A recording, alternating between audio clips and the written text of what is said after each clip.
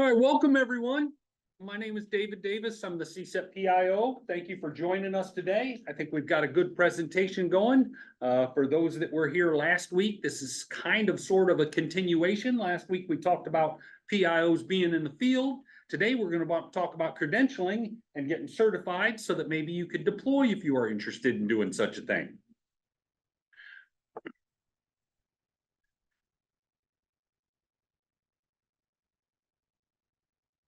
So the Wednesday webinars, we've been doing these a while. Everybody's probably pretty familiar with them. I am currently working on the 2025 schedule. I have one set up for January, but if anybody has any topics or speakers they are interested in, please feel free to share them with me and I will see what I can do.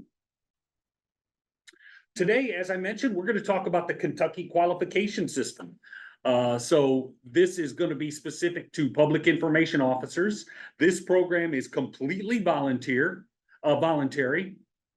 and the overall strategic goal of KQS is to establish and maintain credentialed personnel for incident management teams and emergency operations center assistance teams that can assist within the Commonwealth or outside the state in response to disasters, incidents, and planned events.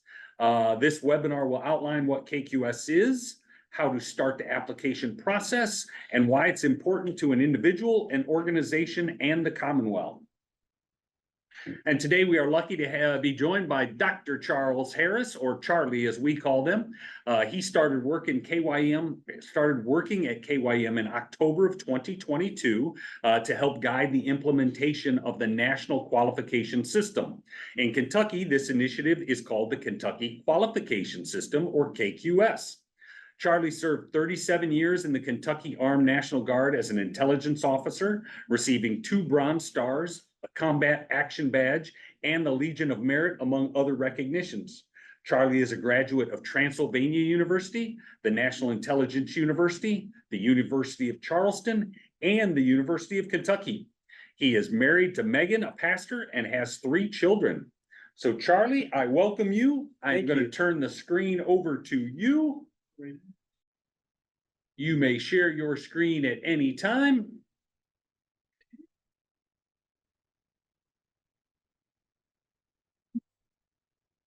Think that should do it, maybe? All right. And I forgot to mention, I will be monitoring the chat all afternoon. So if you have any questions, you may feel free to type them in the chat and I'll make sure Charlie gets them. Or if you want to unmute yourself and ask the question, you may.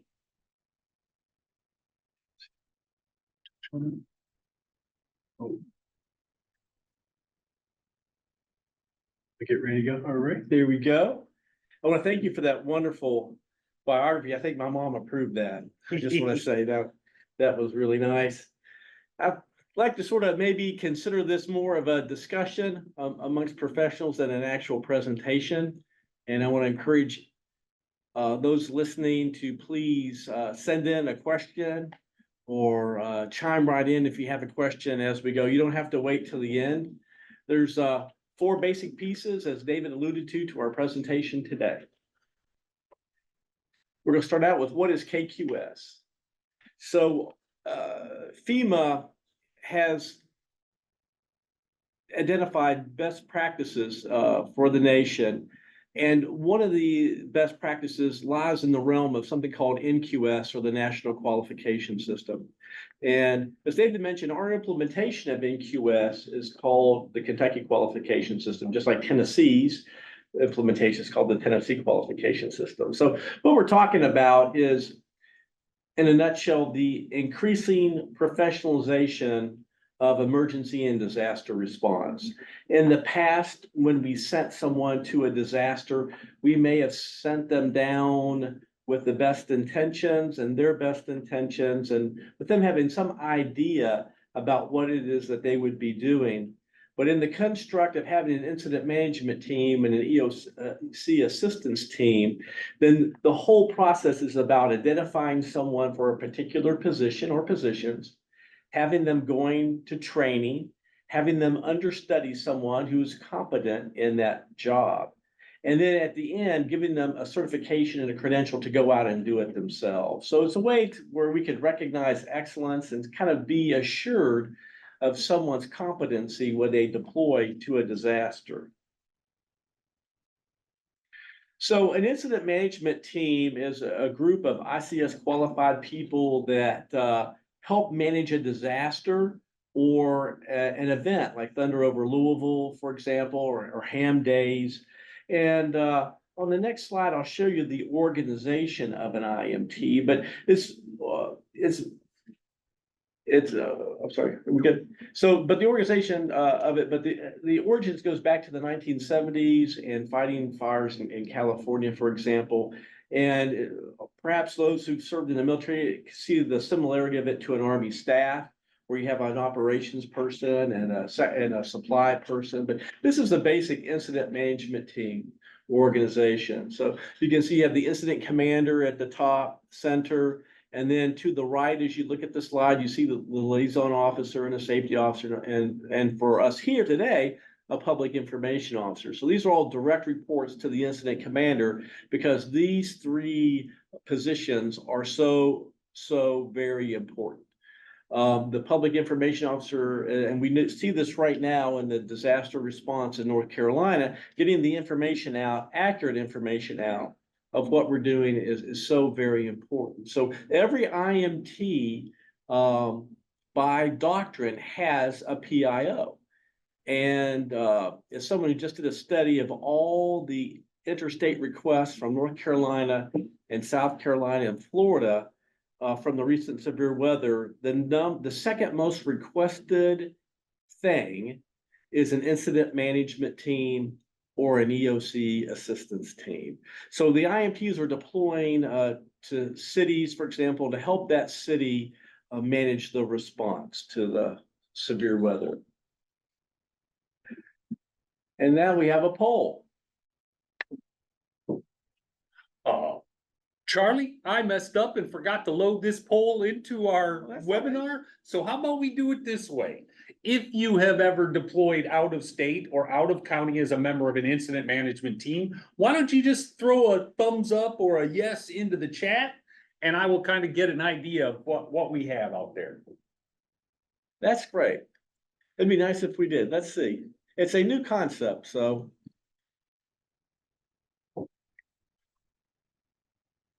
We'll probably get a different response if we were to ask 2 years from now. That is probably true. We definitely have one. Yay! Stacy has deployed. That's good.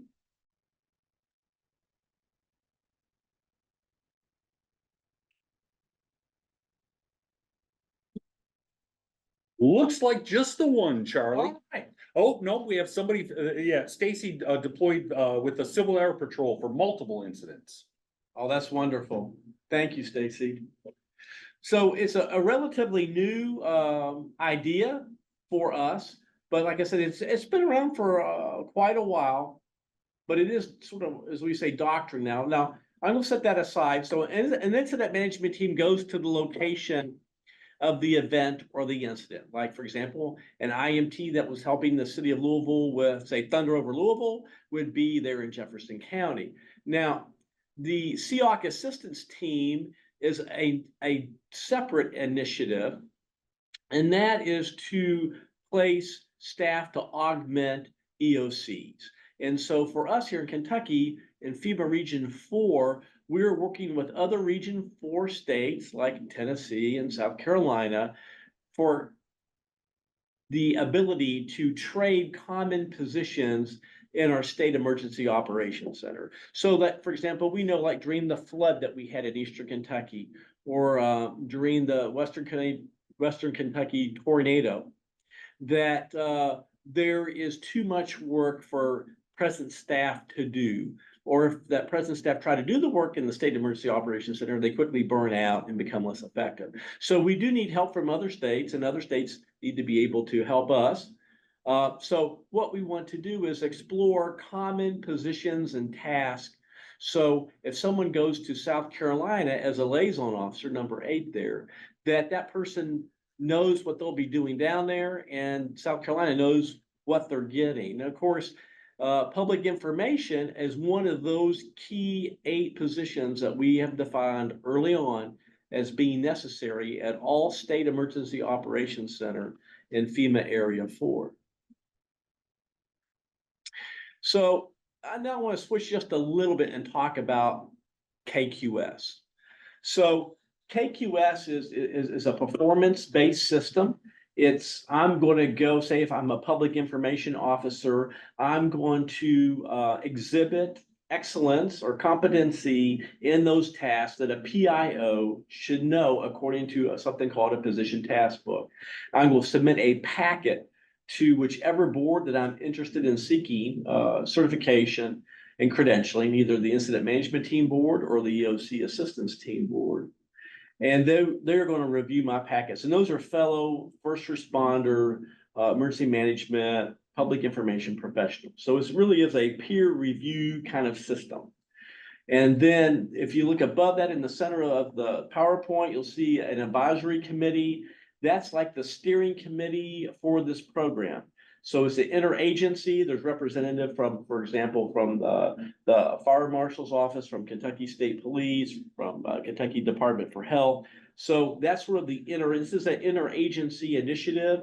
And that they also review, if I haven't said before, the recommendations from the QRBs. And at the top is the Emergency Management Director. He is the authority having jurisdiction, meaning he is the person that certifies someone and credentials them for a specific position in an IMT or an EOC assistance team. So this is kind of the basic process, if you will. The process begins and ends with an individual. Someone's participation in this program is completely voluntary. The state's position is a little bit different because if we want to receive a certain kind of funding, we have to implement KQS, this millions of dollars. So the state's going to implement this program.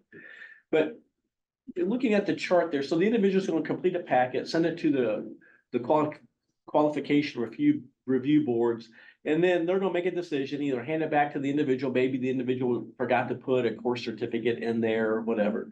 And then, but if the QRB approves it, then it goes on to the advisory committee and then on to the director. And then the director is going to communicate back to the individual directly and say, hey, thank you so much. You're credentialed for this position, and we have explored reciprocity with neighboring states and with FEMA. So if you're credentialed as a public information officer for a IMT, for an incident management team here in Kentucky, then Indiana would recognize that, or Tennessee. So again, right now, looking at the requests that we have received from North Carolina, South Carolina, and Florida with the recent Hurricane Helene, their requests for PIOs were for credentialed PIOs. And so there's two parts. Looking at the red font now on the slide, there's two parts to your packet. There's an education piece that you have to fulfill, and then an experience piece. And I'll talk about both of those in just a second. This is the project network diagram that is something that I use to help manage the program, particularly early on in the program, to bring everything to bear.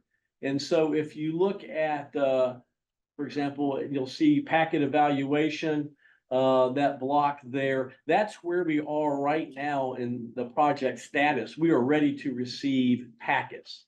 If you look to the left of that circle, you will see QRBs, that the qualification review boards were established in 2023 and then January of 2024. So everything to the left of green has been completed, and our aim is still to fully implement this program by 31 December of this year, meaning that we are actually credentialing people and for both of those entities, for the IMTs and also for the QRB. So this has been a group project. I am the coordinator of it, but all these steps that you see that have occurred on here, like the standard operating guide that was completed on 19 February, there's a group of people, of wonderful people who've done this work. So why is KQS important? There really is three, if you will, reasons that KQS should be important to us, as displayed there on the screen. Well, funding is always seems at the center of everything. And number two is that, as evidence of me being here today, we're actively marketing KQS. And the third is someone who's interested in this field. If you look in literature, academic literature in the 1950s or government literature in the 1950s, you won't really see emergency management. at all. EMI had its first class in 1981. FEMA was created in 79 during the Carter administration. So this is a relatively new development in our profession. So federal EMPG funding, this is sort of the guidance that we got in FY 2022 that just says, hey, look, if you want this money, you're going to have to implement the National Qualification System in your state. EMPG funding right now is around $5 million for us. And at the state, we have over 40 positions that's in part or in full linked to this money. And then another $2 million goes out to the counties as part of the EMA grant program. So this is a pretty robust sum of money for the state. And again, our implementation of the National Qualification System is tied to this. So FEMA is not saying to any of the 54 states and territories, you have to do this. What they've said is, hey, you have to do this to get money. You cannot do it, but then you won't get the EMPG fund. This is sort of a brief timeline that we use to brief senior officials on where we are in the KQS program.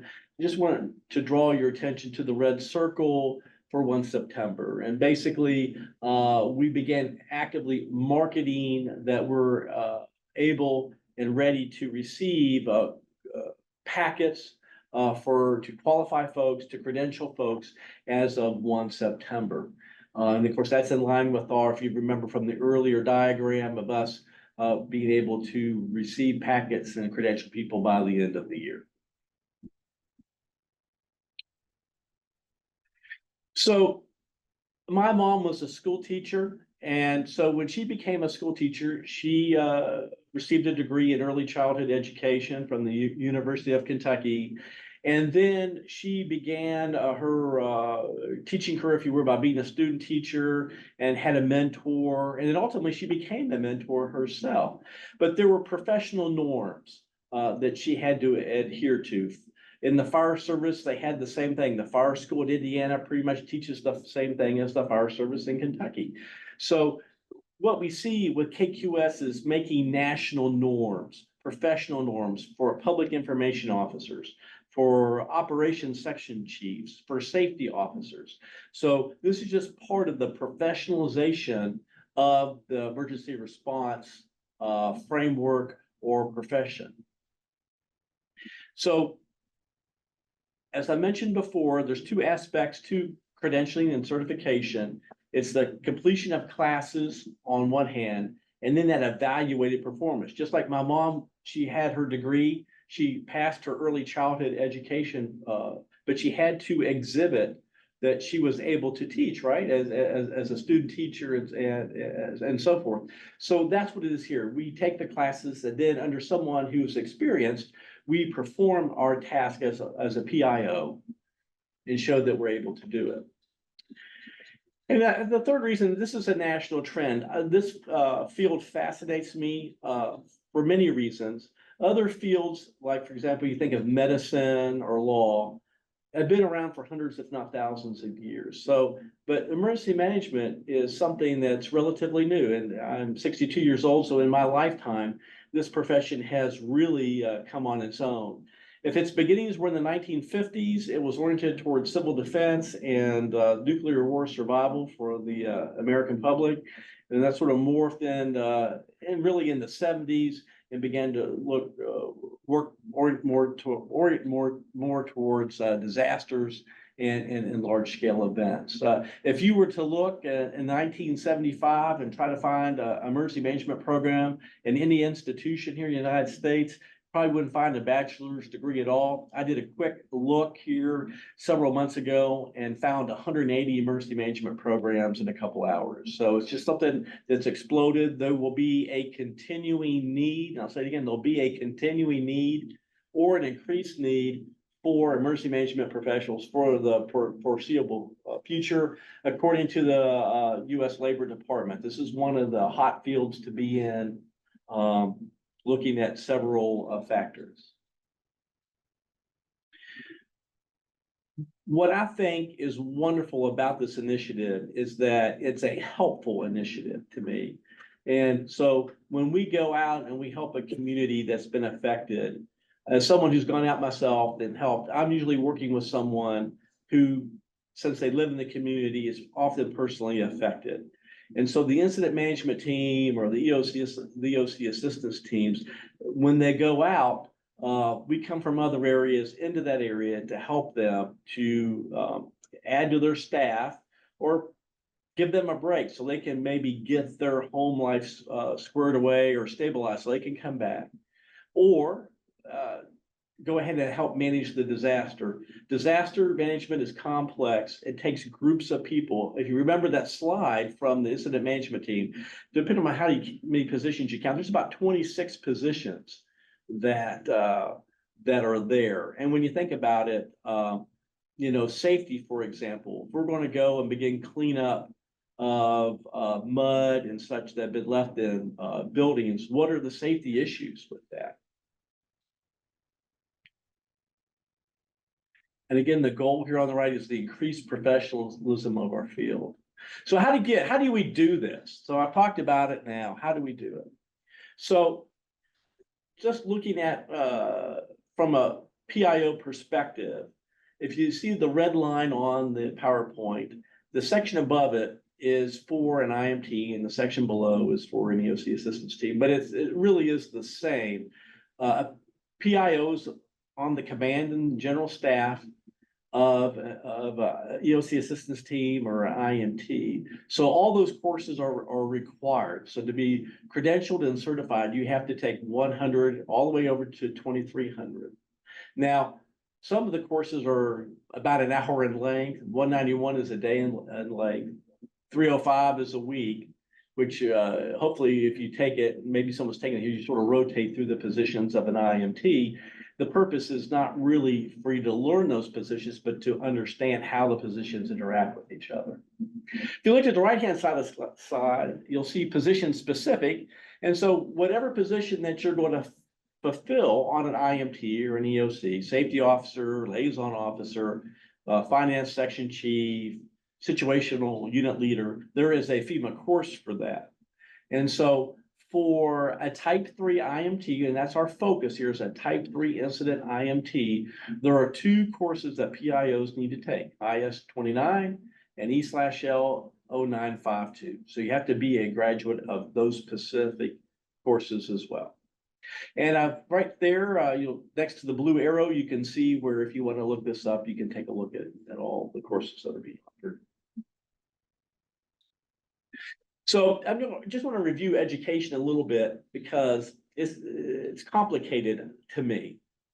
So we have general classes that would be like the 100 and the 200, the 700, the 800. Those general classes that you have to take. And then there's the position specific courses that really show you your trade. So you have the general background classes and then the position specific courses. And then that equals the completion of the educational requirements. And working here with Jennifer Hitch, who's the STO, the State Training Officer, we are working hard to provide the position-specific courses. That is one of her major areas of emphasis for this fiscal year and for the next fiscal year and the fiscal year after that, is offering not only the general classes, but also the specific position courses that our folks need to get credentialed. Charlie, we have a question from the audience. Thank you. So John has asked, why is 0952 required and not 105 or 388 for PIOs? Now I can address the 388. FEMA is no longer accepting that as a course. The 105 has taken its place, L105, part of the series. So what is the difference between 952 and 105? You know, off the top of my head, I'm not going to give, I could not give your question a good shake. I'm looking at it right now. The equivalent courses are allowed. So the equivalent to 0952 would be accepted. when I talked about reciprocity, the fire service, they have similar courses to ours that have different numberings, and they have, for example, they have a 305 equivalent, and that's accepted. So what I'll do is that when we're done, I'll get back with you and I'll send you the equivalent course for that. I appreciate that question, but I'm so happy that you asked it, because equivalent courses are certainly accepted. Why certain courses are I guess selected by FEMA and not others, I do not know. I wasn't a part of that decision-making process. Excellent. Thank you, Charlie. Any other questions? This is a good time to take questions. I've covered a mass of material here. Bueller? I have a question. Yeah, thank you. And this is, if you aren't seeing this, this is Stacy Von Cannon. Hi, thank you, Stacy. As far as where we are right now, are there certified PIOs operating in Kentucky now? Or are we just getting this implementation process opened and ready for business, so to speak? Well, first of all, Stacy, thank you so much. If I would shake your hand, you've asked me a great question. And in fact, we'll move right into it. The presentation really deals with that. So we don't have anyone that to our knowledge here, that's already certified as a PIO. In saying that, there is a process for someone to get certified and credentialed without having someone be their mentor. And that's called historical recognition of prior learning and experience. And that's really where we are right now in our state, is emphasizing that. That's the director's main effort right now. I know when I'm Go sorry. I know when ahead. I went through some of the initial training, because the Civil Air Patrol requires almost everything in alignment with what you require. But I know that there was difficulty getting into the in-person classes. Has that changed any at all now for work? It has. I would say Jennifer was hired, I think, in early 2022, and really BJ before Jennifer, we didn't really have the emphasis. And I will say this, the KQS initiative was really started by Director Slinker, and which was Director Gibson's predecessor. And I was hired to help implement KQS in 22.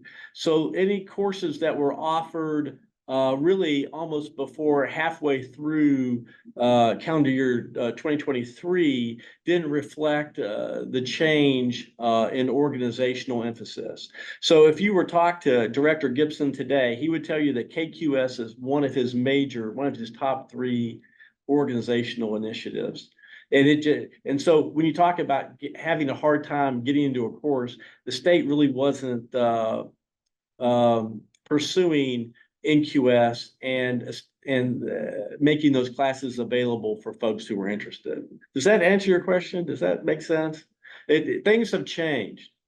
Absolutely, and I'm so glad to hear that, because this is very exciting for us. For those that want to do it, it opens up a remarkable way that someone can get even more experience and have adventure and really help their fellow woman and man here on the earth. Because if folks need help anywhere right now, it's in those 3 states, and they really want credentialed people. And I understand it. I've been on both ends, the receiving end and on the giving end, and have worked with people, some of who did an excellent job. And I can probably personalize this. I've gone and performed jobs on an IMT that I was not trained for. And after day 12, I was so much better than I was at day 2. But, I think with a little bit of planning and work, we in the states and territories can do a lot better job of making sure that when Charlie Harris goes out the next time, that he knows what he needs to do on day 1. And so we're moving in the right direction. But no, what if you see a course that you would like, let me know or contact Jennifer Hitch. And even some of the general courses are hard to get. I mentioned 305 because 305 is one of those more difficult ones. It's tens of thousands of dollars. So the position specific courses are tens of thousands of dollars, the lower end, not higher end. But and so they are expensive. We try to strategically place them and put them where we can have maximal attendance for them. But yeah, it's one of our major training emphases now is to promote or support the credentialing of folks on IMTs and the OC assistance teams. Charlie, if I could jump in. Yeah. I would say that those training classes are, you know, always get posted to our KYM training page. But I typically share training opportunities with my PIO network. But a lot of these I do not share because I don't think most people are interested in them. So that being said, if anybody is specifically interested in a certain course or something, feel free to shoot me an email and I will keep an eye on it. And if I see one pop up, I will let you know. That's really nice, David.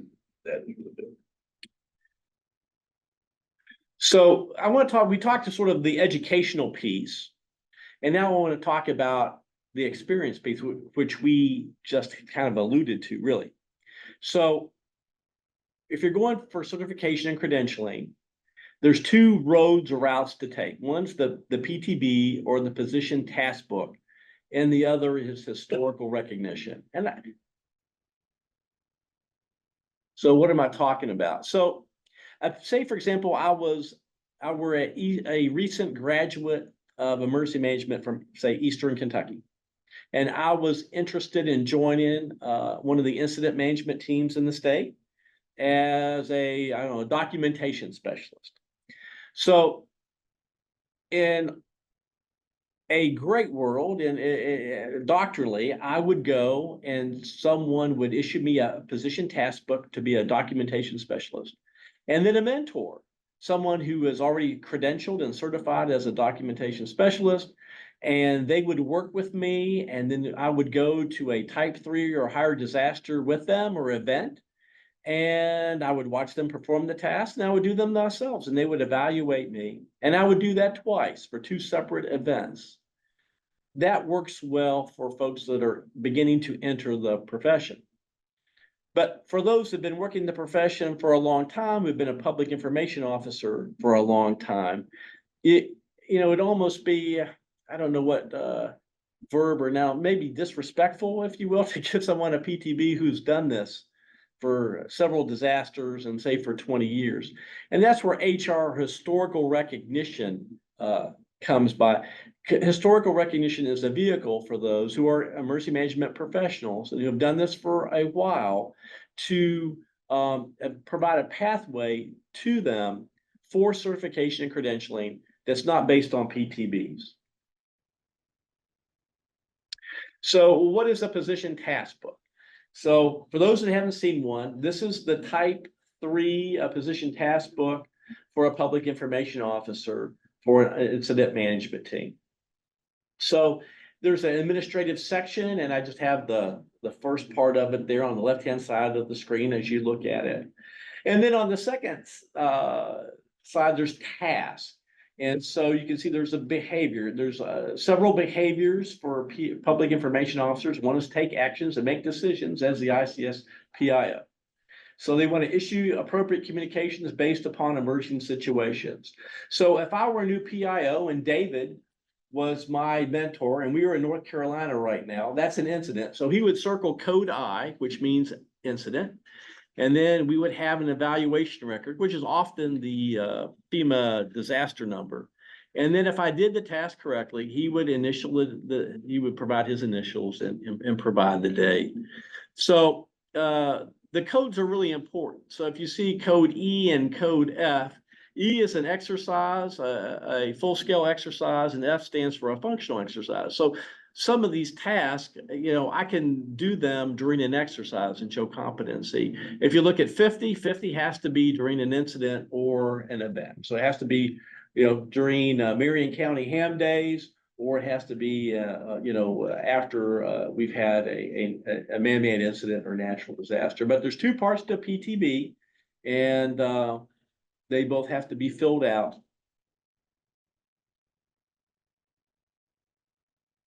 Here's the task codes. You see a code J there. For some of the tasks in a PTB, you can perform it as part of your day-to-day job duties. And some of the tasks, there's a high correlation between someone that does it every day and that same task that's being performed in a type 3 or higher incident or event.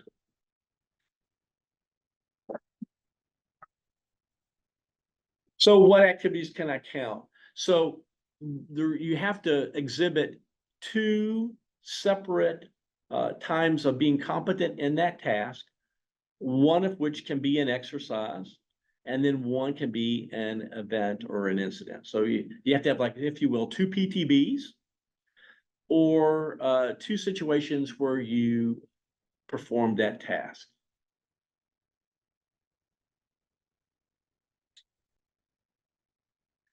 So I just want to review the certification packet process again. So if I were a new person, a recent graduate, I would have all my courses that I've taken in my packet, 100, 200, and then the 2 PIO courses. And then I would have 2 PTBs where I helped with 2 type 3 incidents or disasters that said that, hey, that Charlie exhibited competency in all PIO tasks. And then that would be my packet. I have my education. I have demonstrated my capability to perform as a PIO, and I would be credentialed and certified after that.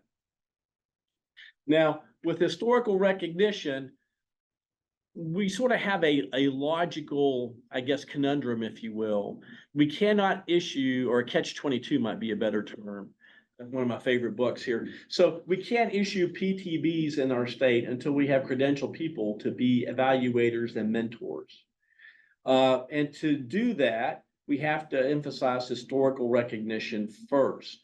So that's where we are right now. We are seeking historical recognition packets to build the bench, if you will, to build that group of evaluators and mentors of public information officers, so they can go and, with the folks that are new to the profession, help and guide them and make them where they will be just as good as the folks that have been doing this for many years and be competent if they are called on to deploy.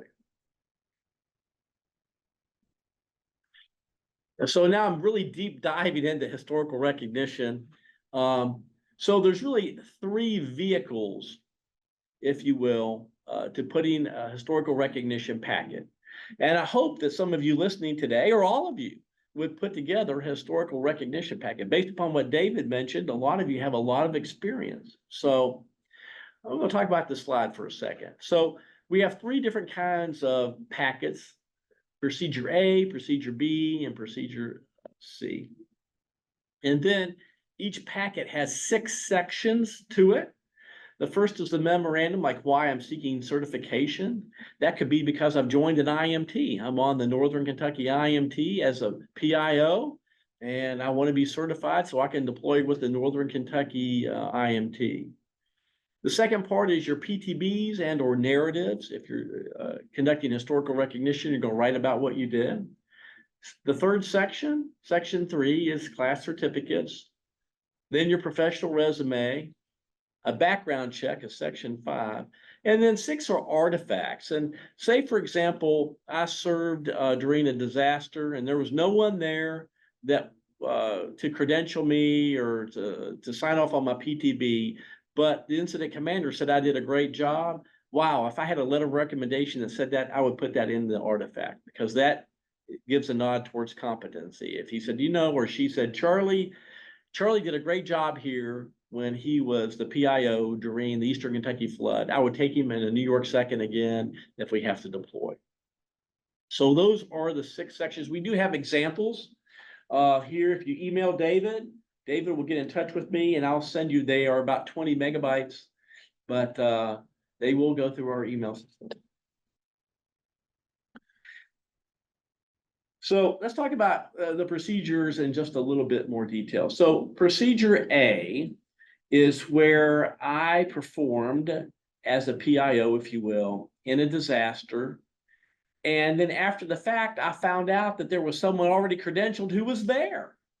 And so I go to that person after the fact and I say, hey, Jane, you are credentialed. You saw me perform as a PIO because you were a PIO for FEMA there. Would you mind going over my PTB? And let's go over it. And if you don't mind, and you saw me, you can sign off on me of what task I exhibited competence in. So procedure A for historical recognition is where after the fact, I'm going to go back and get 2 PTBs signed after the fact by someone who was there that was credentialed already. And that's kind of hard to do, but not impossible. We have had that happen. And people are working on procedure A, historical recognition packets today. So again, procedure A is where I'm going to go back. It might be 2 years, and we'll accept experiences up to 5 years. So I might go back 4 years and ask someone, hey, look, were you credentialed? Are you credentialed as operations section chief? Did you see me perform as operations section chief? And if you did, would you mind looking at a PTB with me? So that's procedure A. I'm going to do the PTBs after the fact, and someone who was there and who saw me, had good knowledge of my performance, will sign off on it. Okay, procedure B is for people like me that always have bad luck. So, I can tell you every disaster that I worked at, there was no one credentialed who was there. So if I'm going to show my competency for those tasks, I'm going to have to write about it and provide artifacts. So that's what B is. B is about taking those tasks that I showed from the PTB and describing what I did. And saying, all right, for this task here, I created press releases. I worked with the local mayor. I'm going to describe all that. Procedure C is the hybrid. And so say, for example, I had one PTB that was signed, but I couldn't find another person. So I got half of those tasks, or I got all those tasks with one experience, but I'm still lacking one experience. So I'm going to use that procedure B then. I'm going to describe those tasks on this other incident that I performed to meet the required 2 experiences for every task. So just to review, procedure A is PTBs after the fact. Procedure B is I've got to write it all, a personal narrative. And then C is a combination of a PTB and a narrative. Charlie, is it safe to say that 99% of the people that submit over the next 2 years are going to do one of either B or C? Yeah, I think so. We did talk to someone that during the Eastern Kentucky flood, someone from FEMA was credentialed and saw them. But I think in other states that are ahead of us are at the same location as we are in the implementation phase of NQS, B's and C's are the more popular of the 3. Now, here's an example here. So what do I write here? So this is the behavior. So the PTBs have behaviors, as I mentioned before, and this behavior is really geared on getting ready for assignment, because that's really important. If you're a public information officer, to have everything ready for your deployment is key. And it is for other positions as well. So here's a narrative here that David and I kind of developed this, I want to say about 6 months ago, of what it would look like for a PIO. So I'm just going to read this here. Considering task 1 through 3, I served in 2 type 3 incidents in the past 5 years as a public information officer, specifically the Northern Kentucky tornado in 2023 and the Big Sandy fire in 2021. Now that's really important, because right there, the candidate is saying, hey, look, I've done both these tasks twice, or all 3 of these tasks, I've done them twice. And here were the 2 type 3 incidents, the Northern Kentucky tornado and the Big Sandy fire. So right from the first sentence, you know that that person has done this task in 2 type 3 incidences within the past 3 years. Now, before, during, and after these 2 incidents, I maintained a go kit of things I would need when I deployed. I kept most of these items at my full-time work and deployment bag secured in a locker, both of which I purchased for this purpose. I used a flyer I found at a PIO workshop as a checklist for my go kit, and I've included it as Exhibit A. I usually deployed with a nice suit too for more formal meetings, and this is not mentioned in the checklist. Both incidents, I arrived at the right place and time, even a bit early on both occasions, and checked in following our incident management team's SOP. A picture of the Go kit I used is Exhibit B. So the standard here is, would a reasonable person reading this and looking at the exhibits believe that this person actually performed those 3 tasks? And it would be a resounding yes. Yes, this narrative right here absolutely provides to the reader, to the professional who's evaluating this person, that this person undoubtedly did these tasks and was competent in those tasks.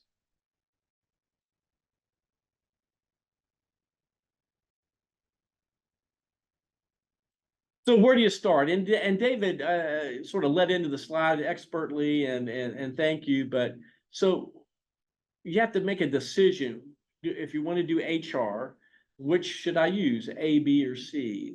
And that's really the first step that you should take when you're completing your packet is, can I find somebody who saw me work that's credentialed? And that if they can, then that would push you towards an 8. But that is really, really difficult because many states are where we are. We're beginning to implement this program.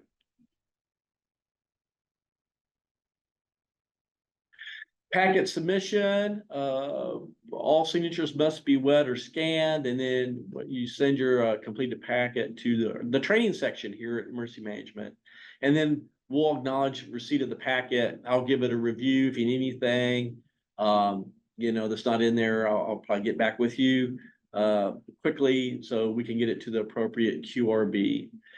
The QRBs may ask for an interview. I don't think that's going to be a standard practice, but they may.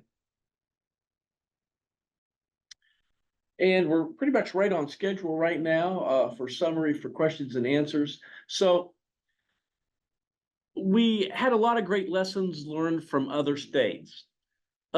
Some other states just gave out PTBs and folks signed them that weren't credentialed, maybe weren't even PIOs, but signed off on PIOs, and FEMA calls that fruit from a poison tree.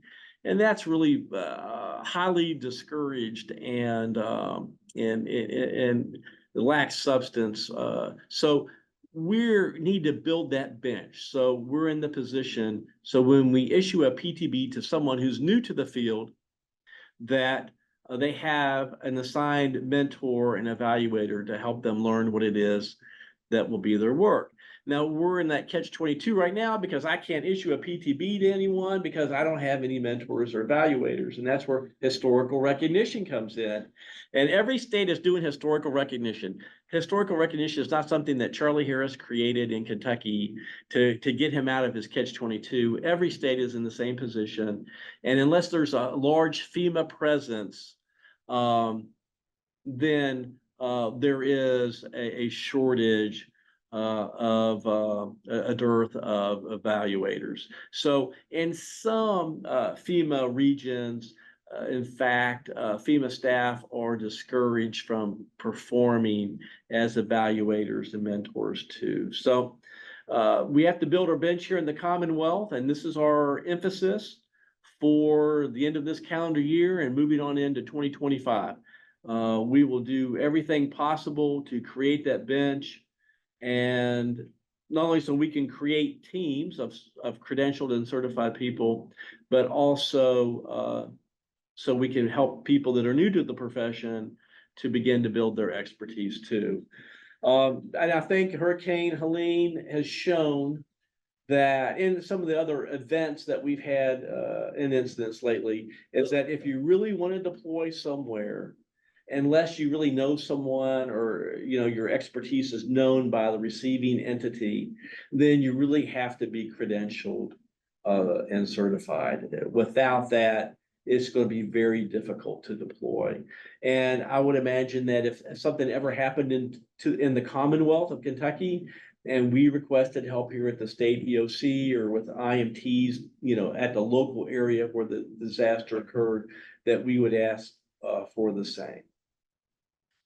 Charlie, I have another question out there. So Stacy asks, how quickly does the review process take if we use the HR route? So, the qualification review boards, if I don't understand your question, please text back or chime in. You know, we'll meet and review multiple packets at the same time.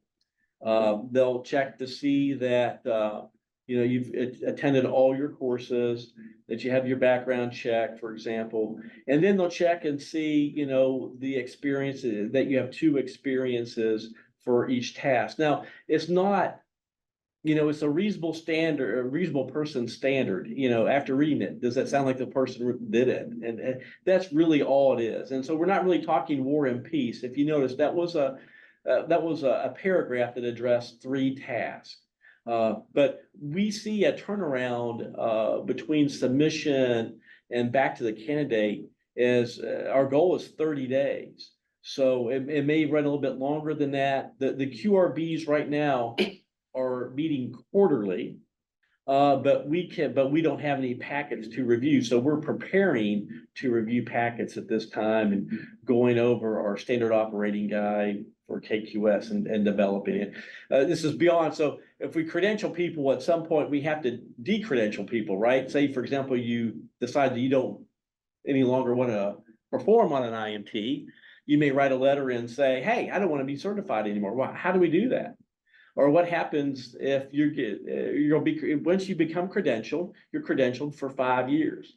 So when we get to year 4, how do we let you know that your credential is getting ready to expire? So those are some of the issues that we're working. One thing I promise you is that you won't have to ever do this again. Once you get credentialed, for the next step to be recredentialed again, to be renewed, there's a form called the ICS. I always get it wrong. I think it's a 225. And that's where you have performed in a position. It's an evaluation form for a position on an IMT or an EOC. So that's all you need to be recredentialed is, you know, an application and then that evaluation. You won't have to go back and document with a PTB what you've done. That's only here at the beginning. Now, if you have a new position, say you're a PIO and you go through all of it, and you're credentialed as a PIO, and then 2 years from now you served and you get the ICS 255 or 225 that says you did great. And so that'll be part of your recertification packet. But say you want to be, I don't know, a safety officer. So then you would start back with historical recognition if you've done safety officer before, or you would be issued a PTB and would go that route. Does that make sense? That's excellent. Thank you, Charlie. I think we have a question here in the room. Yeah.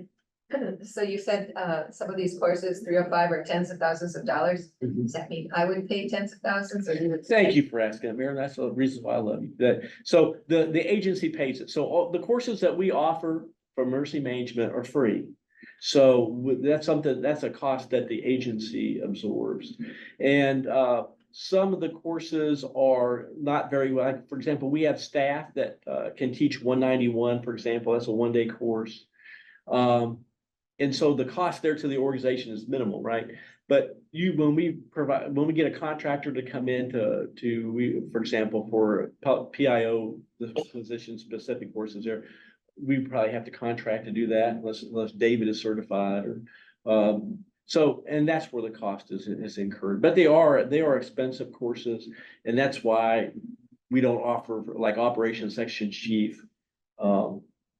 I thought I figured maybe it was $30,000. So that's why we were very judicious about when we offer them and where we offer them. We want to make sure that we have a group of people that need the course before we offer it, so we don't spend a lot of money and then have 5 people show up. So, but again, this is the training and emergency management has changed.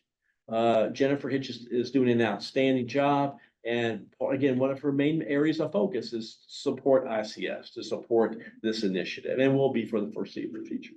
Excellent. And along those lines on the training, all of those courses are offered by FEMA at EMI at some point. So if it is not hosted in Kentucky, you are still eligible to apply to one of those courses. You can still get credit from it. And in many instances, FEMA will, if you are accepted, cover the costs you incur on the course. They can provide housing, food, that kind of type thing. You would need to check with your organization on that, but there is another option for you. So Excuse me. Have another question, Charlie. What weight will a media background hold in the evaluation process? Is it considered a positive or a negative? It's considered a positive, absolutely. So that's the, one of the purposes of the professional resume. We want to get a whole view of a person. And so, someone who's involved in, has a media background, that maybe has a degree, a bachelor's or advanced degree, that is only helpful for that person to get certified and credentialed. So I think it's a positive thing. I don't think it's viewed as a negative thing at all, but the boards were pretty resolute about asking for a professional resume. So we see the whole person, realizing that, you know, a police officer could be an outstanding incident commander, or a minister could be an outstanding incident commander, you know, but so we can make a decision based upon the whole person, that resume. And I think it's also an opportunity for someone to showcase the skills that they possess and the education that they possess as well. But that's the key for that part. So I think it's wonderful that someone would have media experience. It would not be viewed negatively at all. Excellent.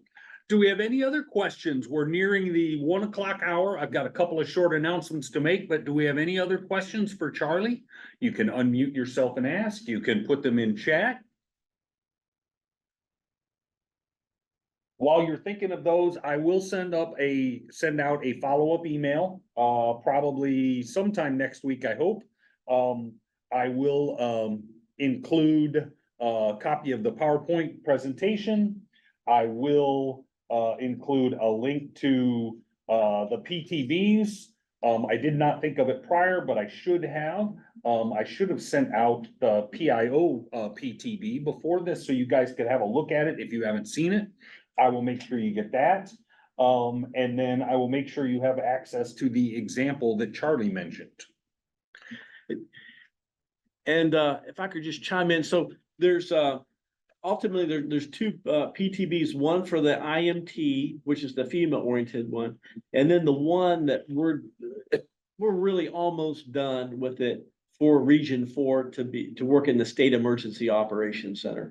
So our emphasis right now in FEMA Region 4 is to have PIOs that we can plug and play, if you will, move around at the State Emergency Operations Center level. And we're going through and looking at the task. And I think we really have decided those, but we just need to tie up that loose end. And so there'll be another PTB oriented just towards the State Emergency Operations Center. So if you're not interested in being in an IMT, I hope you'd be interested in working at a State Emergency Operations Center. Both are equally challenging. EOCs provide resources to IMTs, if you will. That's a simplistic explanation of what EOCs do, but we're resource providers to those folks that are managing the incident. And it's just as exciting. It's just as wonderful as working at the local level. Excellent. Thank you, Charlie. Thank you. All righty. Great questions today. Wonderful. Just Wonderful. a couple of notes. If you would give me my screen back, Charlie, I might be able to take it. Okay. Just There we go.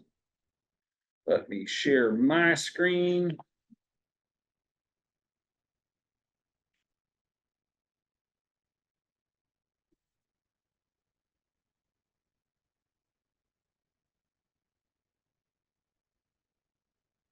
So always, you know how to contact me, send me an email, shoot me a text, anything you need. Our upcoming schedule, next month, we're gonna have a nice presentation, social media, data-driven decisions. If you were part of the February webinar, we have the same speaker coming back. I'm looking forward to that. We will not have a webinar in December. Happy holidays to everybody. I am working on finalizing the January webinar. I have somebody coming in from Illinois Emergency Management, and they're going to talk about photo authentication. So i.e. finding pictures online and they're fake or they're from 5 years ago. So we're going to delve into the metadata of that kind of type stuff. So I'm looking forward to that. Here we go. Data-driven decisions. If you remember Bronley, she spoke in February, and Kyle Nelson's also coming. It's gonna be a really good one. We're gonna talk about at least the four main data analytics for Twitter, Facebook, Instagram, Nextdoor, and they'll be able to answer any of the questions you have about that. Like I said, no in December. So otherwise, if there are no questions, thank you all for joining us today. Charlie, thank you so much for a great presentation. And I will send out a follow-up email next week. If you have any questions, don't hesitate to contact me anytime. Thanks, everyone.